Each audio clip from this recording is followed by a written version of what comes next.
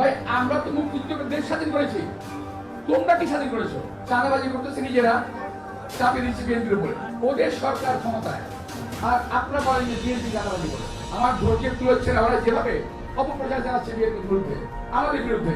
দুটি রাজনৈতিক দল, একটি দল বড় আর একটি দল তাদের বাচ্চা, আমরা কেউ দিলে বিএনপি ভোট দিলে। এবার আমাদেরকে দেখেন, আমাদের একবার দেখেন কেন ভাই ৭১ আপনারা আমরা দেখি নাই? আমাদের বয়সে এক সময় এটাই ইচ্ছাদের মতো শাস্তির মতো পতন কিন্তু আমরা ঘটিয়েছি। এই নির্বাচনে কিছু কিছু সিট, কিছু কিছু দলে ইলেকশন ইঞ্জিনিয়ারিং এর মাধ্যমে তারা জয়লাভ করার চেষ্টা করবে, নিয়ে যাবে জোরদস্তি করে। আমি আশঙ্কা করছি এবং আমি শুনেছি, আমি জেনেছি, আমি প্রমাণ দিতে পারবো না সে সারা পর্যন্ত, কিন্তু কথাটা বাস্তব।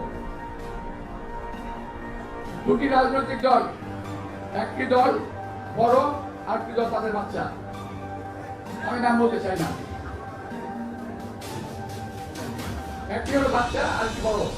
বাচ্চাদের সব সিট পেতে হবে এবং এই ব্যাপারে তারা উচ্চ পর্যায়ে, সরকারের উচ্চ পর্যায়ের লোকজনের সঙ্গে বৈঠক করেছেন। তারা কিভাবে ইঞ্জিনিয়ারিং করে এই সিটগুলো নিতে যাবে যাতে বিএনপি ক্ষমতায় আসতে না পারে, এবং যাতে এই ধরনের লোকগুলো, সেই মূল এবং তার বাচ্চা, তারা যেন ক্ষমতায় আসতে পারে, এই প্রক্রিয়া তারা চালিয়ে দিচ্ছে।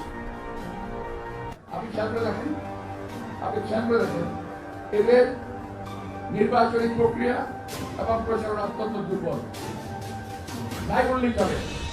তারপরেও তারা হুঙ্কার ছাড়ে তারাই ক্ষমতায় যাবে, তারাই জিতবে, তারাই দেশ চালাবে। কি করে সম্ভব যদি নির্বাচন ইঞ্জিনিয়ারিং না করে তারা? আমি মনে